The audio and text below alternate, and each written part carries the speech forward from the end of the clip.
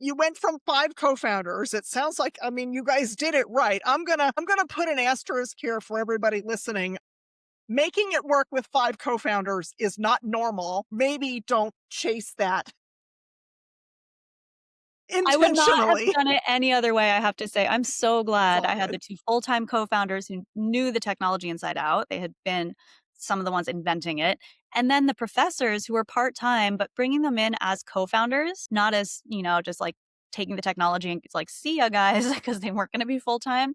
I'm really glad we did that too, because we've maintained such strong connections to all 3 universities that we came from. We continue to hire from those universities, and they continue to lend their expertise. One of them has actually been full time at the company for a long time now as our CTO. He's absolutely brilliant. So he did end up leaving his university position, tenured position at UC Berkeley and joining full time, which has been such a benefit to the companies. I agree with you. It's a kind of insane thing Yes. to do, but also I would not have done it any other way. Yes, and lightning in a bottle. So, this next venture, Sphere, the reason why we're together and talking, you went solo. Was there advanced thinking there? Was there a reason? It just came down to confidence. By this point, I had raised tens of millions of dollars in VC funding. I knew how to do it. I'd raised multiple rounds of VC funding. And I honestly just felt like I had this council of opinions inside my head, where the first time around, I would be debating with my co founders always, do we do this? Do we do that? What's the best way to do this? There were different opinions at the table, and we'd be discussing every step of the way.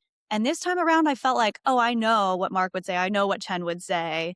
And it was always like I was weighing these different opinions without having to actually have the conversation with co-founders, which I loved because I could move faster. There's something really empowering about being a solo founder because you can just move more quickly and be more decisive in a way that you can't with co-founders. But I will say I've also really benefited from having early employees, the first employees I hired.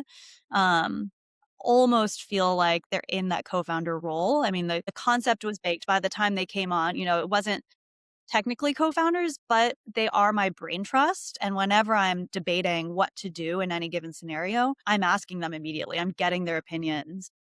But I will say it is nice to this time around have them give their opinions, but then say at the end of the day, "Your call, boss." Like, it's pretty fantastic, and we move really Yes. fast as a result, which I think is a competitive advantage when who we're competing with is these really large organizations that cannot move quickly. So, I've enjoyed it. Yes. Yeah, moving quickly is great. And I'm going to touch a little bit on the early employees. You're going to get the gift that I warned you about a question I didn't prep you for. I work with scaling orgs, and they're like, they survive startup mode. They're probably raising Series A, 2 million in ARR if they're bootstrapped. And they're kind of getting from that like early employee to like other employees. And I think sometimes the founders don't get it that like those next round of employees, when you're ready to grow and you're ready to get really big, they're not going to act like your first employees. They're not going to have that scrappy, get in and do stuff energy, and they're going to act like employees. And that's an interesting shift. I guess I don't have a question. Never mind. But I think yes. it's true. It's definitely true, but it also depends on the employee. Once in a while, you do find a later hire who just brings that mentality and is ready to jump in wherever they're needed. But you're absolutely right. It's super rare at that point.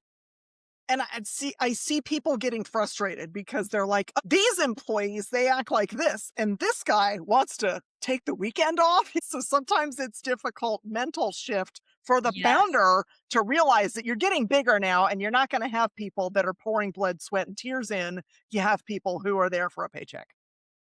Yeah, yeah, that definitely was a cultural Mm. shift and tough for early employees once IR Labs grew. Just that change in mentality. So you're totally right. Yeah. And that's when I see, okay, let's get some systems in because these people aren't going to just dig in and do what needs to be done. They need a process, they need a playbook, it needs to be scalable, all that good stuff. Yeah, It's and a